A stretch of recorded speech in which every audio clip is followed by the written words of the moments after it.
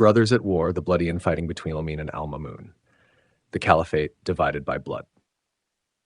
In the golden heart of the Abbasid Empire, where the Tigris shimmered beneath Baghdad's majestic bridges and scholars whispered secrets of the stars in candlelit libraries, a darker current ran beneath the surface, one of ambition, betrayal, and fratricide.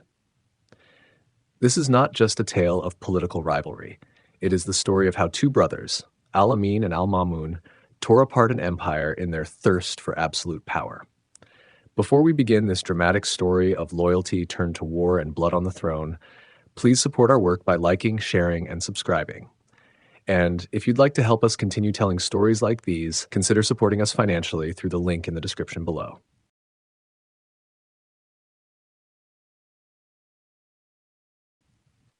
Harun al-Rashid's gamble with succession.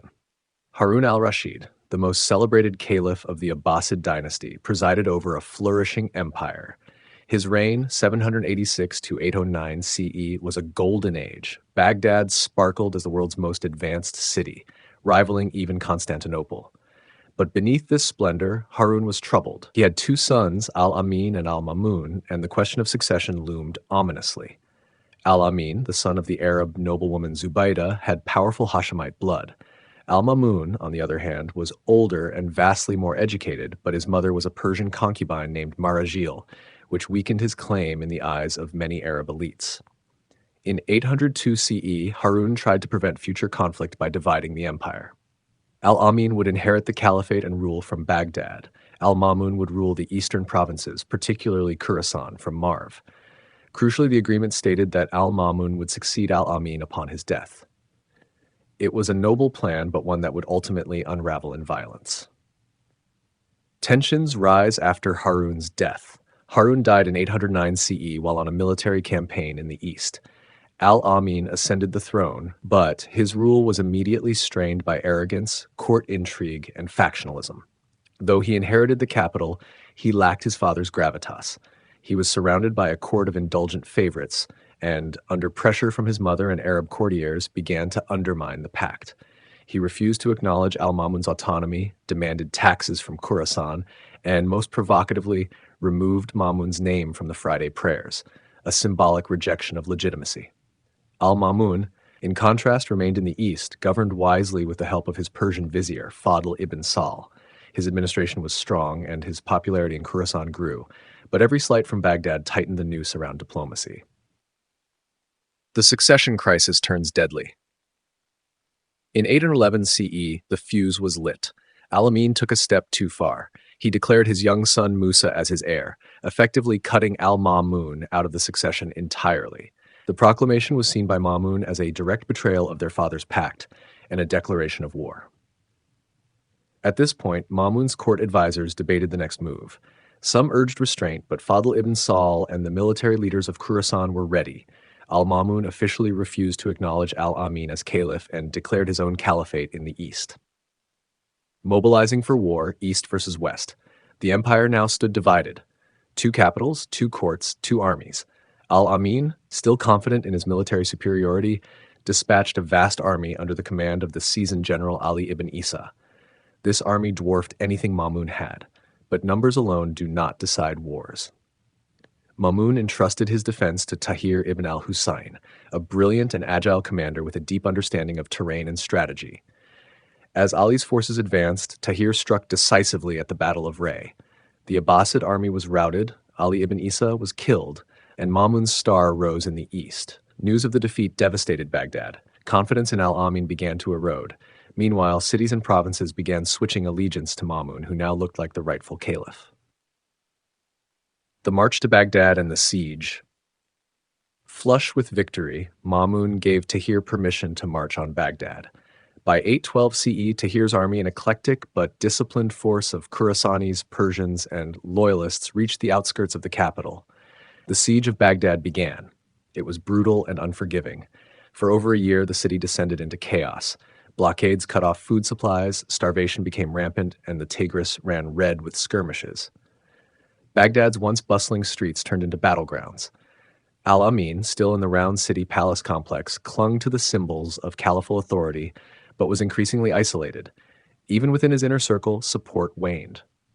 Baghdad's people, who had once celebrated him, begged for an end to the violence. Al-Amin's desperate final hours. As Tahir's forces tightened the noose, Al-Amin attempted one final act of escape. Disguised in humble robes, he tried to flee the palace in a boat along the Tigris, but it was too late. He was recognized, captured, and brought to Tahir. Tahir offered him safe passage and negotiation, but back in the military camp, factions demanded justice. Despite Al-Amin's pleas, he was executed in 813 CE. His severed head was sent to Ma'mun in Marv, a grim but clear message. Ma'mun the victorious, but distant ruler. With Al-Amin's death, Ma'mun was now the undisputed caliph of the Abbasid world. Yet instead of immediately returning to Baghdad, he chose to remain in Marv. His rule, though legitimate, was viewed with suspicion in the Arab West. To consolidate power, he named Fadl ibn Sahl as his chief minister and even controversially named the Alid Imam Ali al-Rida as his successor, an apparent attempt to appease Shia factions. These decisions sparked unrest in Baghdad. Riots broke out, and the Abbasid elites, especially the Arab aristocracy, accused Ma'mun of abandoning the capital and favoring Persian influence. For years, his rule was plagued by civil unrest and regional revolts. It wasn't until 819 CE, 6 years after Al-Amin's death, that Ma'mun finally entered Baghdad in triumph. By then, the city had changed, and so had he. The Civil War's long shadow. The fratricidal war between Al-Amin and Al-Ma'mun left deep scars across the Islamic world. It exposed fissures between Arab and Persian interests, between Baghdad's cosmopolitan elite and the eastern provinces.